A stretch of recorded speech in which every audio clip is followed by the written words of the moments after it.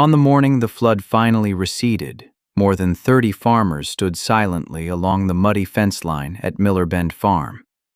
4 years earlier, many of those same men had laughed when Clara Whitcomb drove an old trailer into a flooded field and began planting willow cuttings where corn should have been growing. They called it grief. They called it desperation. One man even called it farming by fairy tale. Now, nobody was laughing. Beyond the fence, rows of young willows stretched across the bottomland like green ribbons. Their roots still gripped the earth. Their soil was still there. Across the county, thousands of acres had been stripped raw by the floodwater, but Miller Bend remained standing. One by one, the farmers removed their hats, and then the first man stepped forward and asked the question nobody could have imagined 4 years before. "Clara, do you have any cuttings left?" If you're listening from a small town, a country road, or a place where old family stories still matter, take a moment to tell us where you're watching from and what time it is there. And if stories about hard work, perseverance, and forgotten wisdom mean something to you, consider subscribing before we return to the day this story truly began. 4 years earlier, spring arrived late in Mercer County. The snowmelt came down from the northern hills, filled the Mercer River, and spread across the lowest fields like a sheet of dull gray glass. Most farmers hated that sight. Clara Whitcomb understood it better than most. At 32, she had spent nearly her entire life on Miller Bend Farm, a weathered piece of bottomland outside Hartwell Junction. The farm had been in her family for 3 generations. Her grandfather had worked it with horses. Her father had worked it with tractors. Clara worked it with whatever she could afford, which, lately, was not much. The previous autumn had been brutal. Medical bills from her father's final illness still lingered. Equipment repairs had drained what little savings remained. The farm carried debt that seemed to grow larger every month. Some nights Clara sat at the kitchen table long after midnight, studying bills under a yellow lamp while the old farmhouse creaked around her. Outside the window stood a line of ancient willow trees. Most people barely noticed them. Clara did. Her grandfather had planted those trees decades earlier. When she was a little girl, he would point toward the flooded fields and say the same thing every spring. Water always remembers where it wants to go. Back then, she never understood what he meant. Now she found herself repeating the words whenever she walked the soggy lower acres. The flooded field was the biggest problem on the farm. Nearly 60 acres sat too low beside a bend in the river. Every few years the water returned, crops struggled, yields suffered. Neighbors called it dead ground. Real estate agents called it liability. The bank called it risk. Only Clara still called it part of the farm. One rainy afternoon she entered the old machine shed searching for spare fuel filters. Instead, she found something she had not seen in years. On a dusty shelf behind rusted toolboxes sat a small notebook wrapped in faded oilcloth. She recognized it immediately. It had belonged to her grandfather, the same man who planted the willows, the same man who never explained everything he knew. Slowly, Clara carried the notebook into the light. The cover was stained and worn. Inside, the first pages contained weather notes, planting dates, and hand-drawn sketches. Then her eyes stopped on a sentence written in dark pencil decades earlier. 3 simple words. Don't drain the bend. Below them was another line. A line that would change the course of everything that followed. Root it. The next morning, Clara carried her grandfather's notebook to the kitchen table and read every page before sunrise. Most of it looked ordinary at first. Weather records, planting dates, river levels, short notes about livestock and machinery. But scattered throughout the pages were repeated references to willow belts, root systems, and water movement. Several times her grandfather had underlined the same sentence. Water that slows down becomes a neighbor. Water that speeds up becomes an enemy. Clara ran her fingers across the faded pencil marks. Her grandfather had written those words nearly 40 years earlier. Yet they felt strangely relevant. Especially now. 3 days later, she drove her aging pickup truck into Hartwell Junction and parked outside First Prairie Bank. The building stood on Main Street between a pharmacy and a hardware store. Its brick walls looked solid and dependable, which was exactly what people wanted from a bank. Clara wished she felt the same way. Inside, she was greeted by Ruth Bellamy, a loan officer who had known her family for years. Ruth offered a sympathetic smile. "Dean's waiting for you." Clara nodded.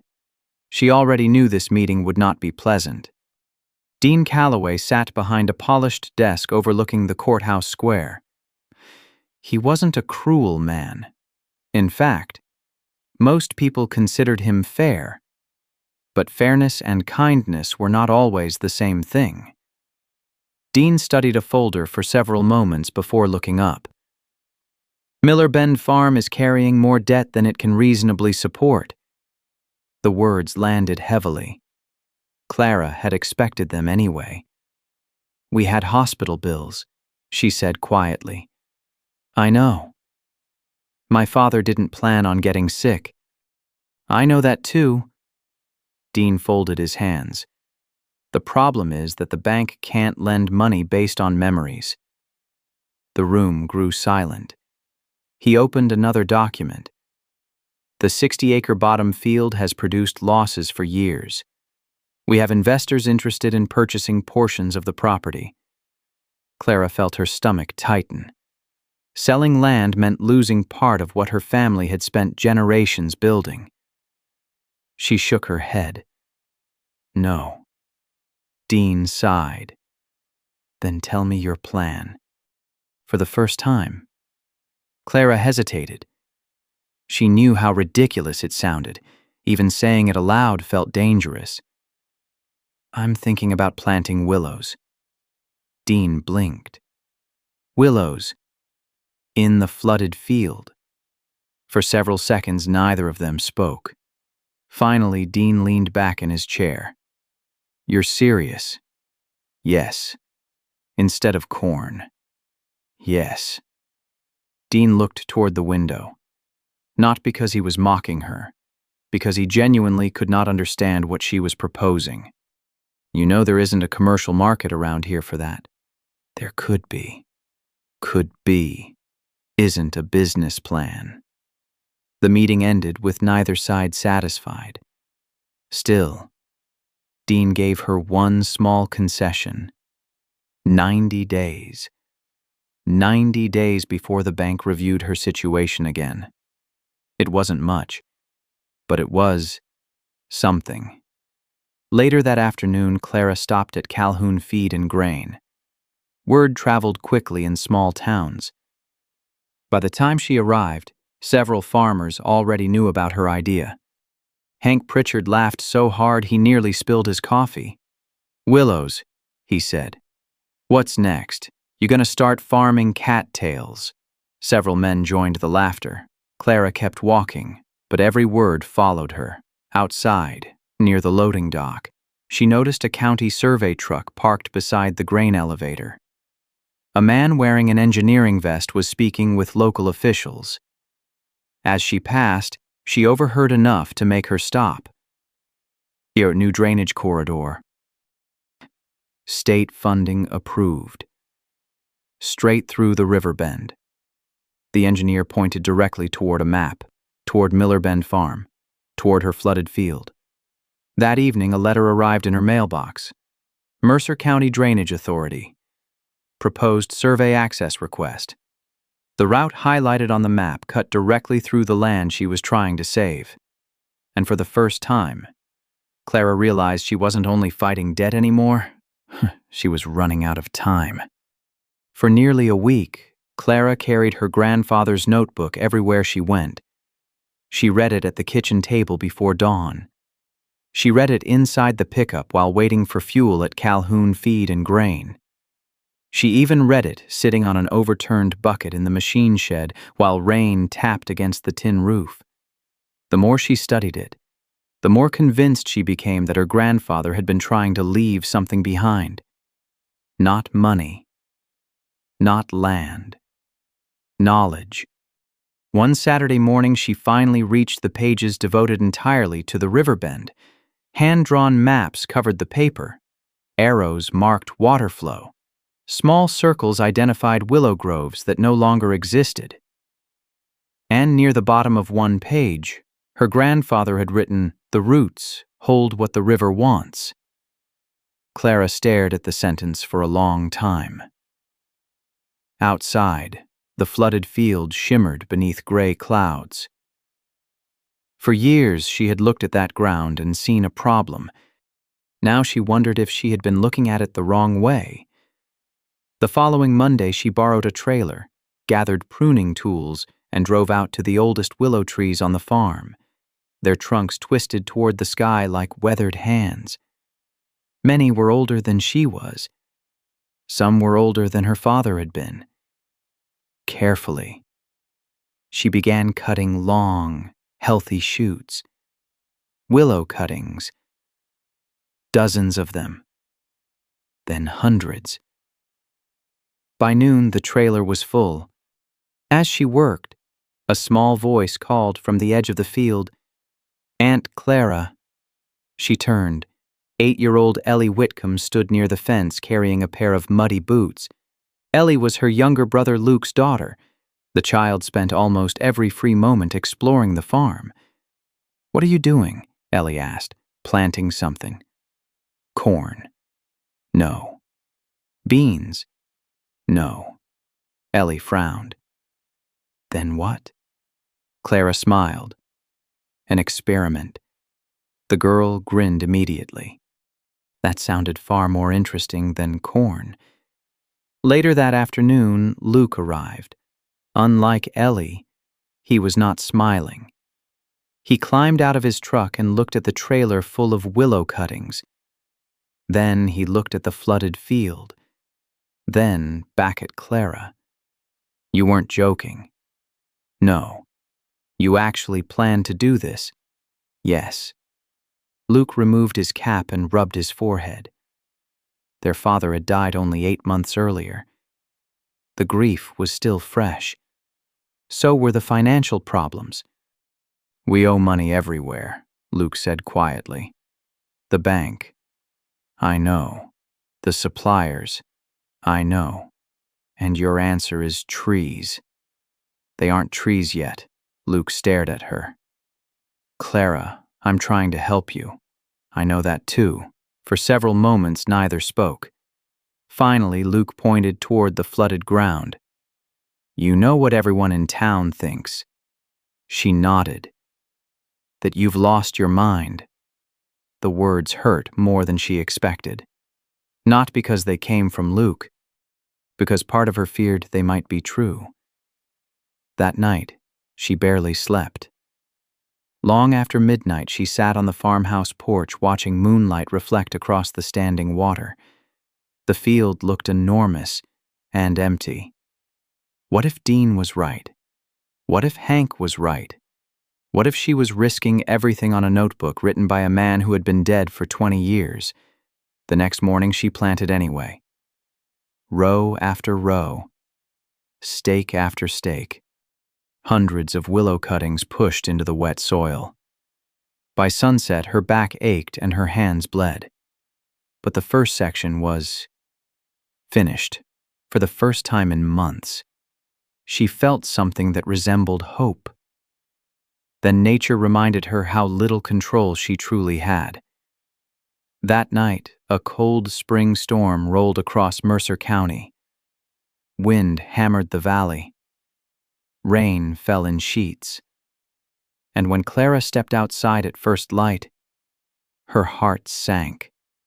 Water rushed across the field. Mud swirled around the newly planted rows, and dozens of willow cuttings were already gone, washed away before they ever had a chance to take root.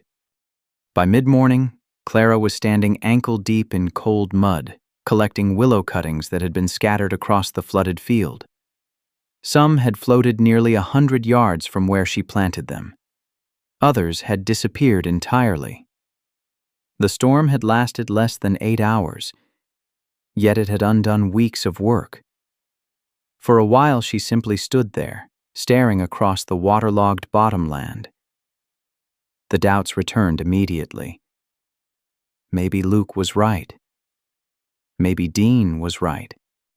Maybe everyone in Mercer County could already see what she refused to admit, that this entire idea was foolish. Then she remembered something her grandfather had written in the notebook. "Plant twice if you must. The river test everything worth keeping." The words annoyed her almost as much as they encouraged her, but by afternoon she was planting again. 3 days later, a notice arrived from the Mercer County Drainage Authority. The public hearing would take place the following Tuesday. Attendance recommended. Landowners affected by the proposed drainage corridor encouraged to speak.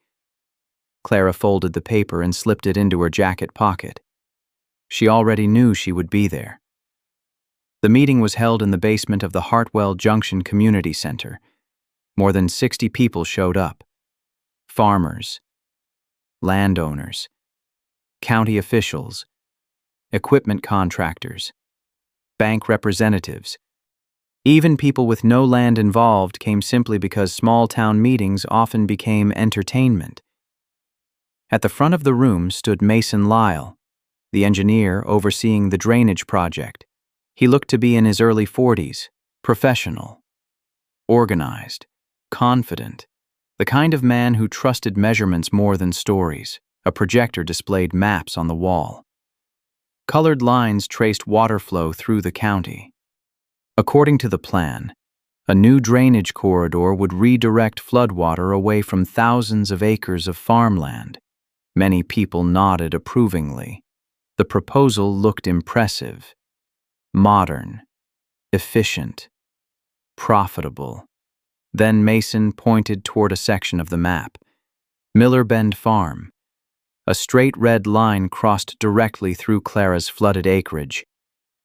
"The new corridor follows the most effective route available," Mason explained. "It reduces standing water and increases usable farmland throughout the district." Applause followed, not from everyone, but enough. When the floor opened for comments, Clara stood. The room became noticeably quieter. She carried her grandfather's notebook beneath one arm. "I believe this route is wrong."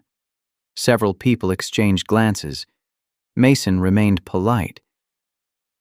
"What information are you basing that on?" Clara held up the notebook. "My grandfather farmed that river bend for over 50 years. A few chuckles sounded from the back row. She ignored them. "He mapped water movement long before satellite surveys existed." The laughter grew louder. Hank Pritchard leaned toward another farmer. "Guess we're getting engineering lessons from ghosts now." Several people laughed openly. Heat rushed into Clara's face. For a moment she considered sitting down. Instead, she continued. "The river doesn't move the way your model says it does." Mason folded his arms. "Our survey uses modern hydrological data. It doesn't include the old seep channels. We found no evidence of those channels. Because they're buried." The room erupted again. This time even some people who liked Clara smiled awkwardly. Not because they wanted to hurt her, because what she was saying sounded impossible. Mason remained respectful, but his answer cut deeply.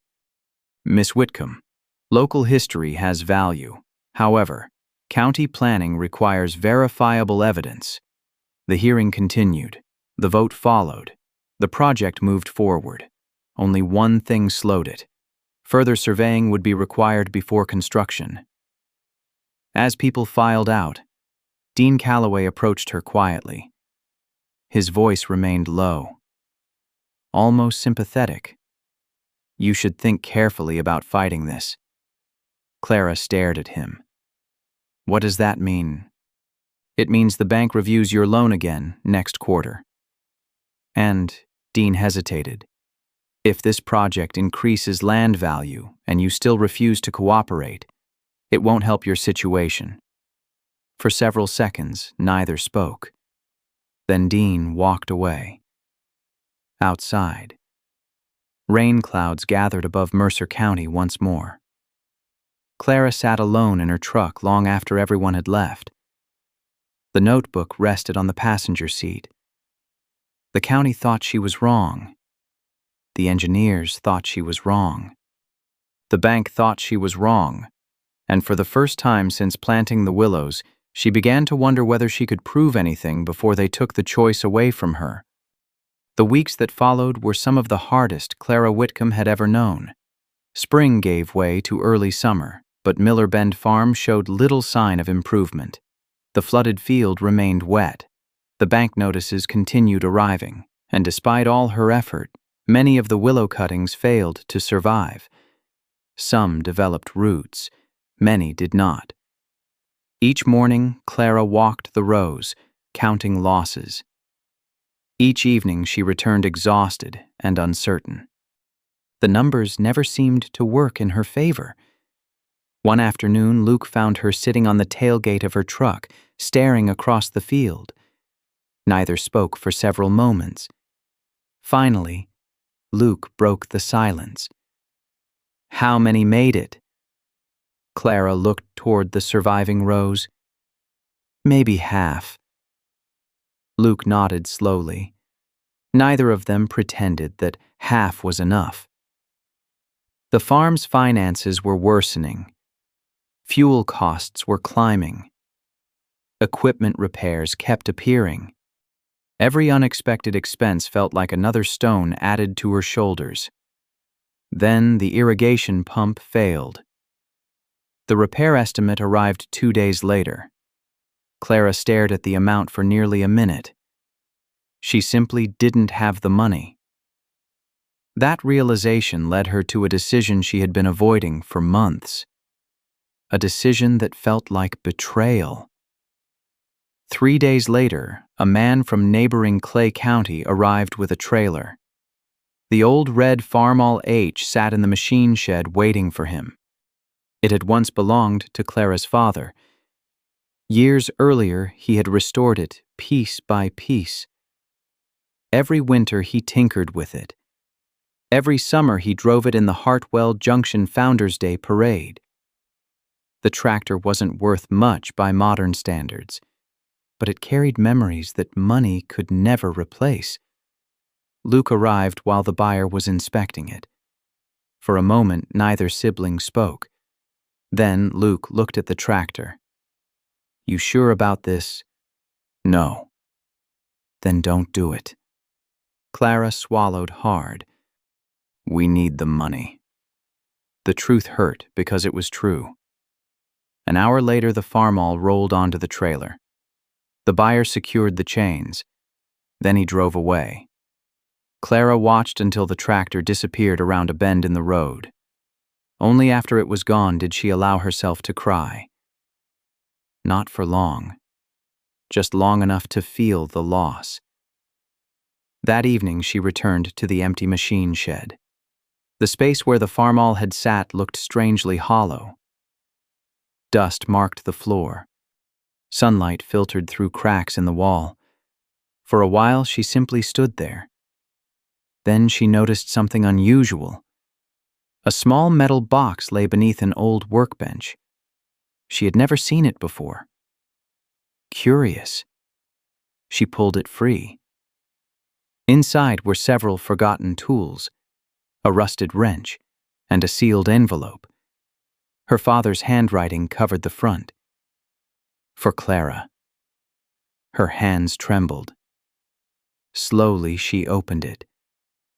Inside she found an old photograph. The picture showed her grandfather standing in waist-high grass near the river bend.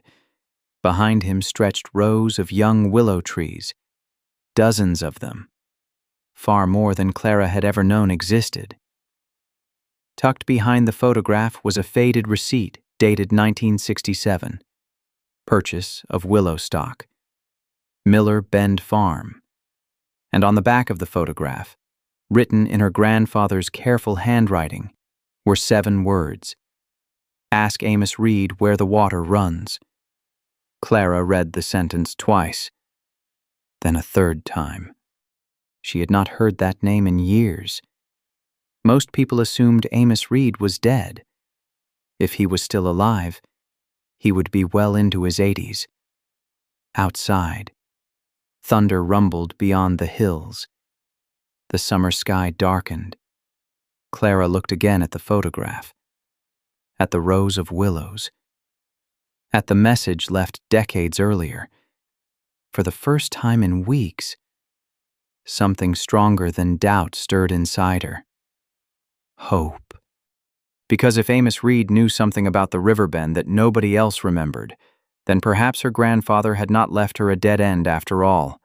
Perhaps he had left her the next piece of the puzzle. 3 days later, Clara and Ellie drove north along Pine Hollow Road.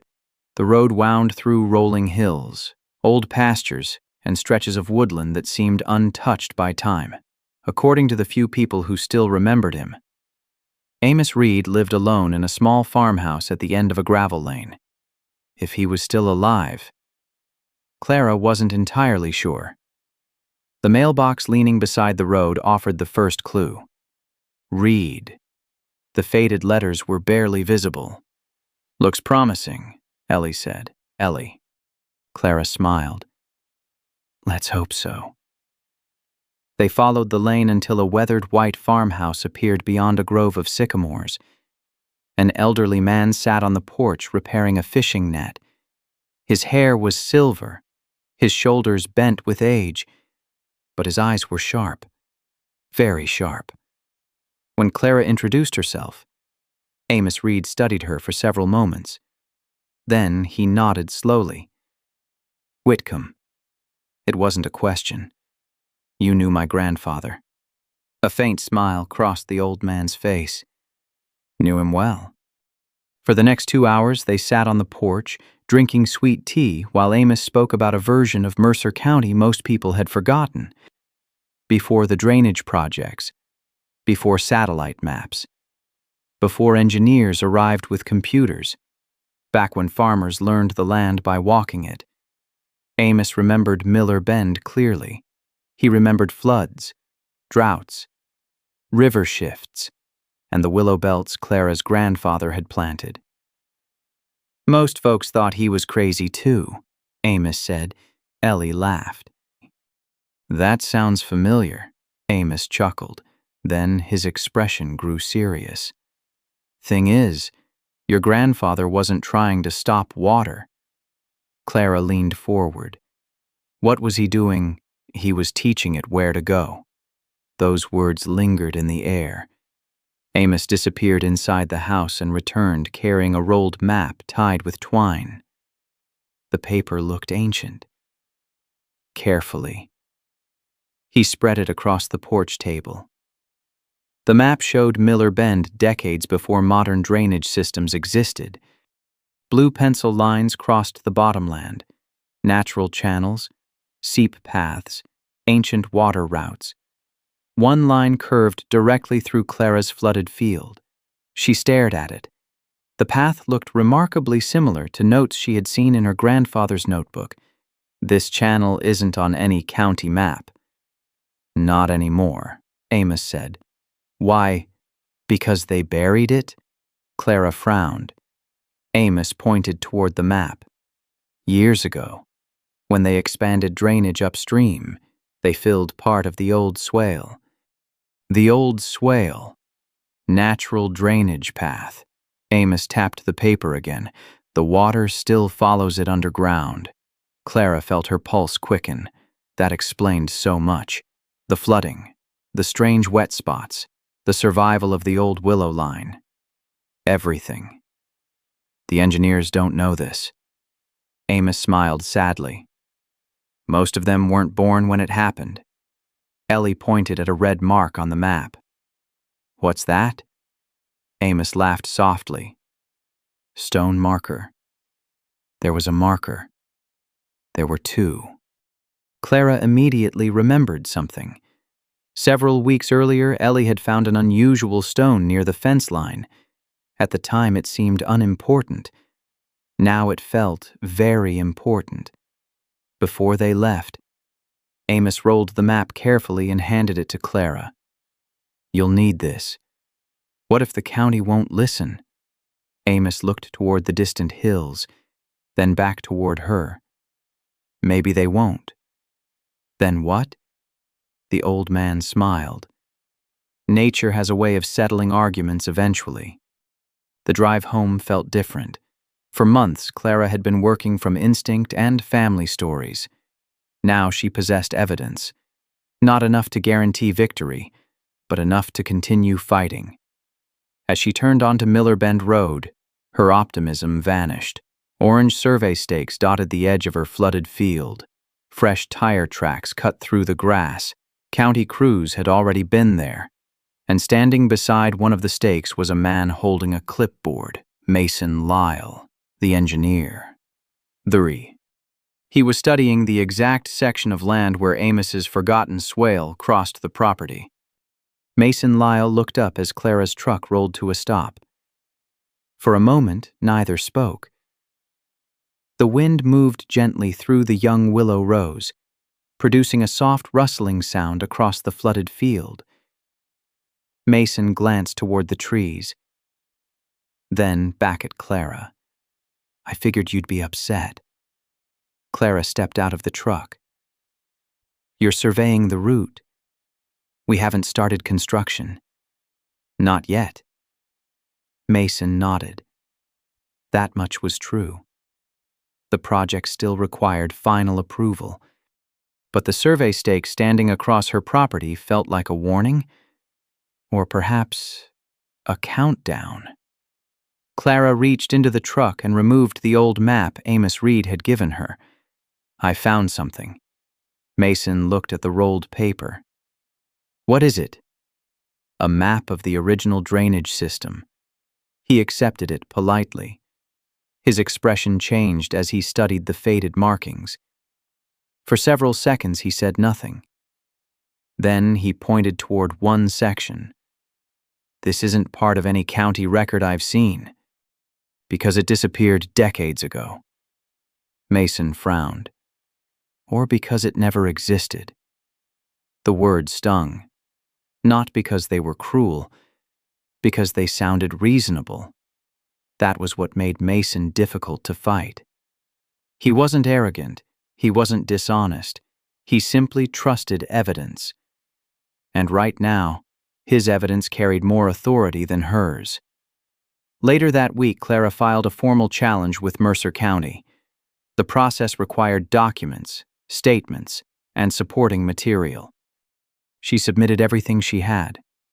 Her grandfather's notebook, the photograph from 1967, the map from Amos Reed, even handwritten notes describing the old seep channels.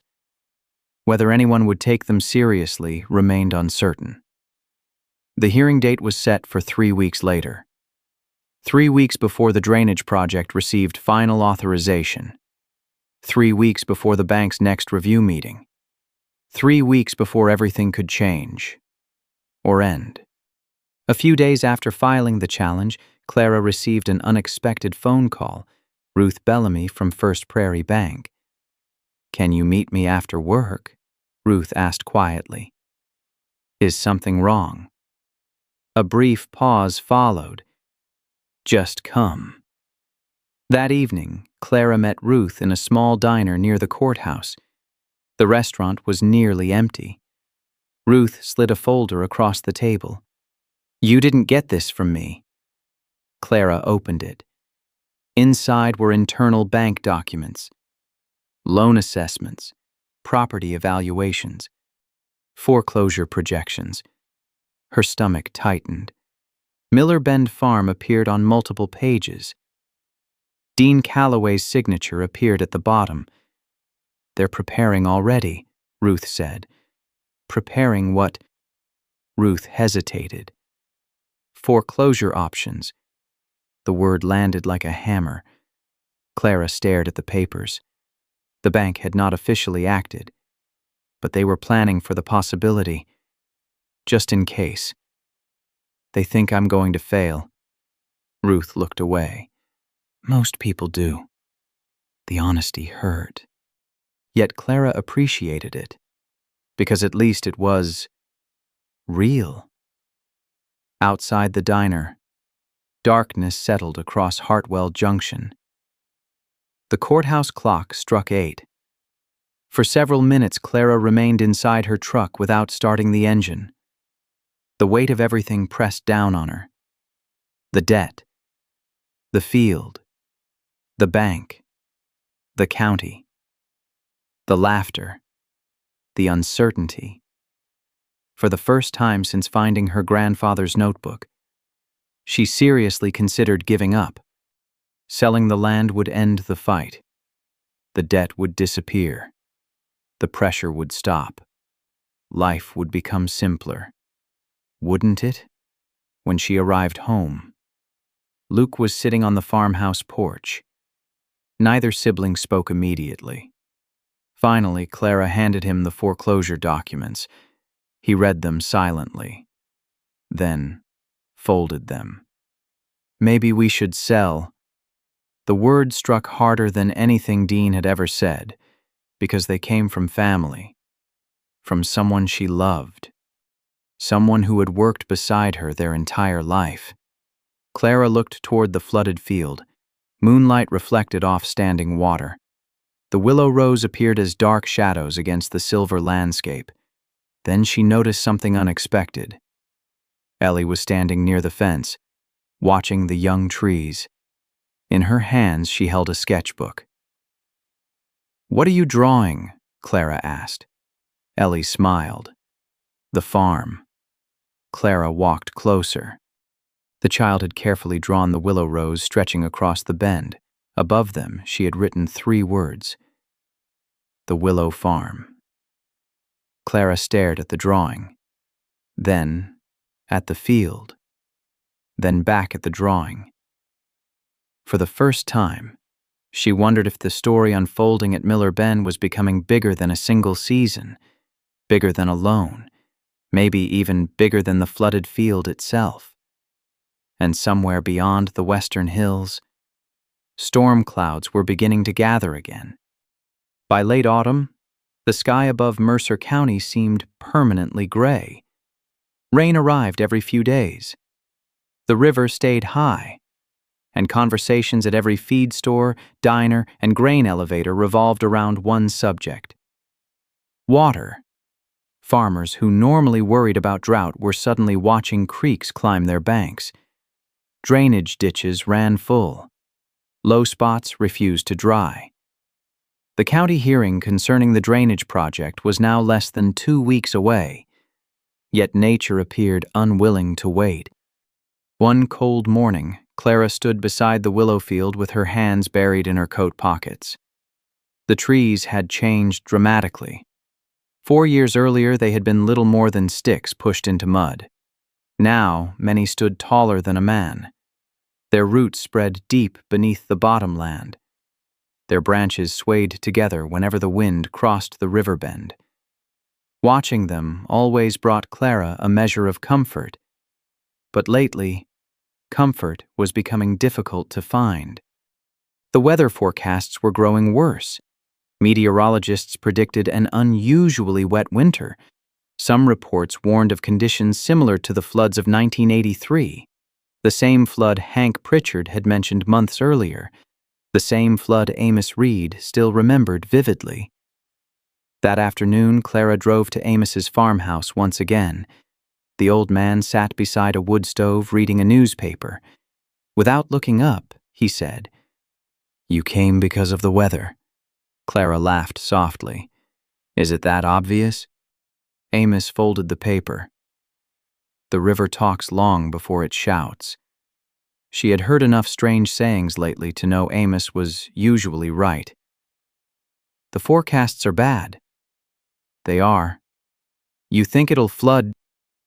Amos stared through the window. For several moments he remained silent. Then he nodded.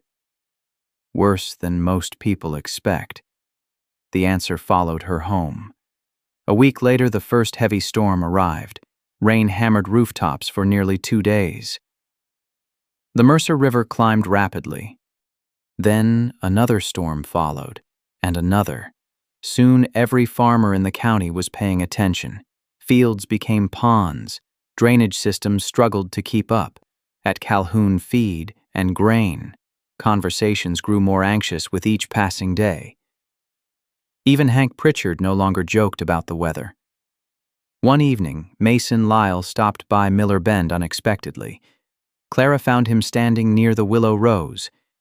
He was studying the field carefully, not as an engineer inspecting a project. As a man trying to solve a puzzle. The water's moving differently here, he said. Clara nodded. It always has. Mason looked toward the river, then back toward the trees. Those old channels from Amos's map. You think they exist now? I think I may have underestimated them. The admission surprised her. People rarely admitted mistakes that easily.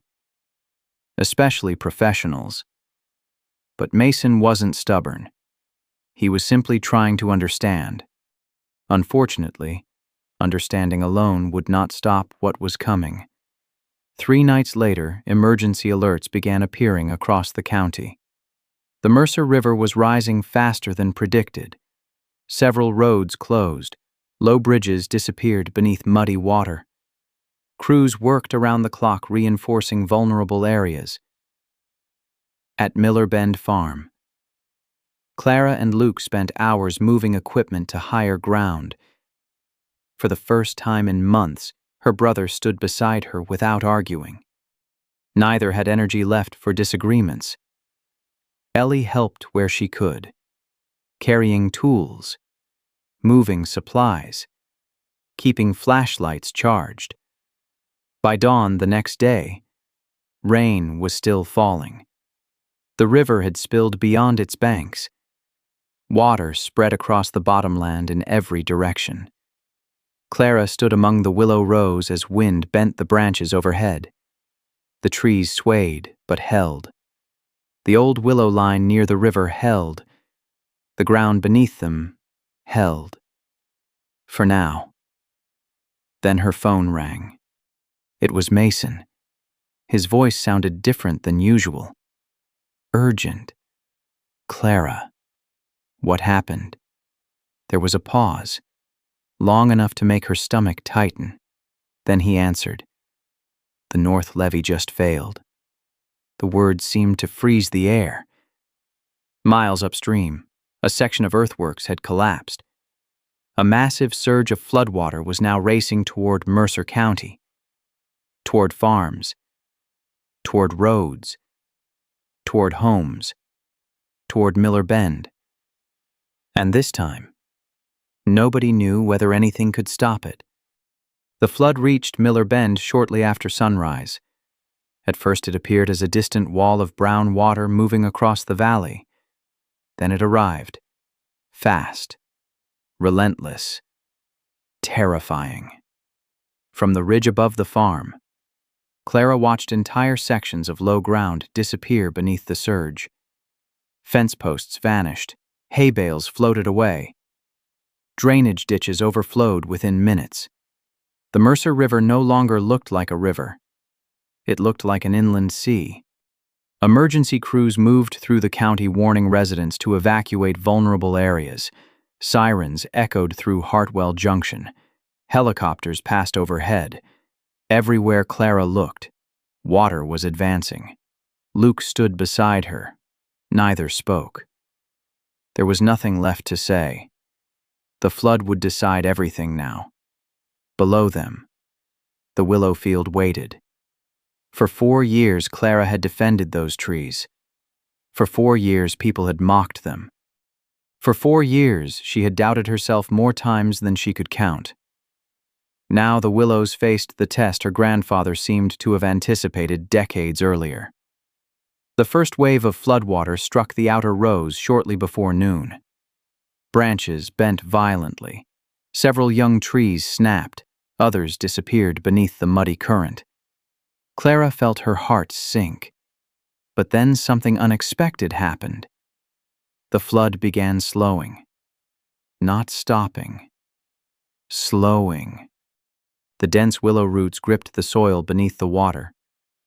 The old swale Amos Reed had identified opened like a hidden pathway.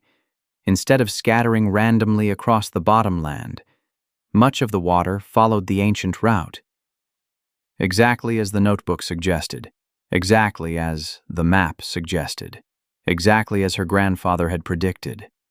Hour after hour the flood pushed forward, and hour after hour the willow belt absorbed the punishment. The current lost energy. Sediment settled. Topsoil remained where it should have washed away. Meanwhile, neighboring properties suffered devastating losses. Several freshly leveled fields were stripped nearly bare. Deep erosion cuts appeared across hundreds of acres. Drainage channels designed to move water quickly became destructive rivers. By late afternoon, Mason Lyle arrived in a county vehicle. His boots sank into mud as he walked toward Clara. Neither looked away. Neither smiled. Together they watched the water move through the willow rows. Finally, Mason spoke. "I ran the numbers 3 times. Clara remained silent. The model missed the old seep system. The admission carried no excuses, no defensiveness, only truth. The swale is still functioning. Clara nodded. It always was. Nearby, Dean Calloway stood with several county officials. The banker's expensive boots were coated in mud. For the first time since Clara met him, he looked uncertain. Not because he had lost authority, because reality had refused to follow his assumptions. As evening approached, the rain finally eased. The worst of the flood moved downstream. Across Mercer County, farmers began assessing damage. Many losses were heartbreaking. Years of topsoil gone, fields scarred, roads destroyed, yet one site seemed impossible. Miller Bend remained largely intact, not untouched, not unharmed, but intact. The willow belt still stood. The soil remained. The field survived. Word spread quickly. The next morning, trucks began appearing along Clara's road, then more trucks, then more. Some belonged to neighbors. Others came from neighboring counties. Among the visitors was Hank Pritchard, the same man who had laughed loudest at the feed store, the same man who joked about fairy tales. For several moments he stood beside the gate without speaking. His hat rested in his hands. Finally, he cleared his throat. "Lost nearly 40 acres. Clara said nothing. Hank looked toward the willow field, then down at the mud, then back at her. There was no laughter in his voice now, only humility. "Do you have any willow cuttings left?" Before Clara could answer, more trucks appeared on the road behind him, and suddenly it became clear. The people who once mocked the willows were no longer asking whether Clara had been right. They already knew. The only question now was whether there were enough cuttings for everyone. For the next several weeks, the road leading to Miller Bend Farm stayed busy. Pickup trucks arrived from every corner of Mercer County. Some drivers came to ask questions. Others came to see the willow field with their own eyes. Many came carrying the same request. They wanted cuttings. The first person Clara helped was Hank Pritchard, the man who had laughed at her in the feed store, the man who once compared her plan to a fairy tale. Standing beside the willow rows, Hank looked older than she remembered. Not because of age, because losing topsoil changes a farmer. It feels like watching years disappear. I was wrong, Hank said quietly. Clara studied him for a moment. Then she handed him a bundle of willow cuttings. Plant them deep. Hank nodded. That's it. What else would there be? The old farmer looked away. Perhaps he expected revenge, embarrassment, a lecture. Instead, he received instructions. Nothing more. Word of that exchange spread almost as quickly as word of the flood itself. Soon farmers who had once doubted Clara were attending informal workshops at Miller Bend. She showed them how to harvest cuttings, how to establish root systems, how to work with water instead of fighting it. The greatest surprise came from Mason Lyle. Several months after the flood, he presented a revised drainage proposal before the county board. The new plan preserved the old swale crossing Miller Bend. It also included living willow barriers in several vulnerable locations, not because Clara demanded it, because the evidence now supported it. The motion passed, unanimously. Even Dean Calloway attended the meeting. Afterward, he asked Clara to stop by the bank. The conversation felt very different from their first meeting. The same office, the same desk, the same view of the courthouse square. Yet everything had changed. Dean opened a file. We reviewed your operation. Clara waited. The farm now has a viable long-term revenue stream. He paused. Willow cuttings. A faint smile crossed Clara's face. Dean rarely smiled. We're restructuring the loan. The words carried enormous weight. Not forgiveness, not charity. Something better. A chance. When Clara left the bank that afternoon, the courthouse clock was striking 3. For the first time in years, she felt as though the farm had a future. Not an easy future, but a real one. Spring returned to Mercer County once more. New willow rows appeared across the valley, along drainage channels, beside creeks, around vulnerable fields. The landscape slowly changed, and so did people's opinions. One evening, Clara stood near the original willow belt with Ellie. The child was older now, tall enough to help collect cuttings herself. Nearby stood a small wooden display case inside the machine shed. Protected behind glass rested her grandfather's notebook. Beside it sat the photograph from 1967, and the old map Amos Reed had preserved for decades. The pieces of a story nearly forgotten. Luke joined them at sunset. Together they watched the river bend glow beneath golden light. The flood scars remained visible in some places. Not every farm recovered equally. Some losses could not be undone. And Clara still missed the old farmall tractor she had sold. Certain sacrifices never stopped hurting, but Miller Bend remained. The willow rows stretched across the bottomland, their roots reaching deeper each year, holding soil, guiding water, protecting a future that once seemed impossible. And every spring, when farmers arrived asking for cuttings, nobody laughed anymore. One of the most powerful lessons in life is that not everything valuable looks valuable at first. Sometimes the things people laugh at, overlook, or dismiss are the very things that hold the greatest potential. Clara's story reminds us that wisdom often grows quietly, far away from applause and approval. It takes courage to keep going when nobody believes in you, and even more courage to trust what you've learned through experience when the world insists you're wrong. Success doesn't always come from being the smartest person in the room. Sometimes it comes from being patient enough to stay the course while others give up. If this story meant something to you, we'd love to hear your thoughts. Have you ever known someone who was underestimated but proved everyone wrong? Or have you ever faced a challenge where you had to trust your own judgment, despite criticism? Share your story in the comments below. And if you enjoy heartfelt stories about rural life, perseverance, family farms, and the quiet strength of ordinary people. Please consider subscribing to the channel. Your support helps keep these stories alive, and we'd be honored to have you join us for the next one.